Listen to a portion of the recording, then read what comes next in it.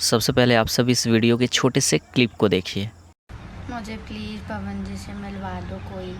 घर वाले मुझे पागल समझते हैं। तो आप सबने देखा इस वीडियो के छोटे से क्लिप में जो कि एक लड़की है पवन सिंह से मिलने के लिए काफ़ी ज़्यादा रिक्वेस्ट कर रही है और पवन सिंह की डाई हार्ड वाली फैन है। इस वीडियो को पूरे लास्ट में आप सबको दिखा देंगे। उससे पहले आप सबको इस लड़की के बारे में बताना चाहते हैं क्यों ये लड़की ऐसे क्यों करती है, आखिर कौन है लड़की, पवन सिंह से मिलने के लिए किस हद तक जा सकती है, इसका नाम क्या है। आज के इस वीडियो में आप सबको डिटेल्स अच्छे से देने वाले। उससे पहले पवन सिंह के फैन है तो वीडियो को जरूर लाइक कीजिएगा, चैनल को सब्सक्राइब कर ही लीजिए ताकि पवन सिंह का कोई भी अपडेट सबसे पहले आप सबके पास पहुंचे। तो चलिए शुरू करते हैं आज की इस वीडियो को। सबसे पहले इस लड़की का नाम जानते हैं। इस लड़की का नाम है आराधना सिंह, जो कि सोशल मीडिया पे काफ़ी ज़्यादा एक्टिव है, खास करके इंस्टाग्राम पे।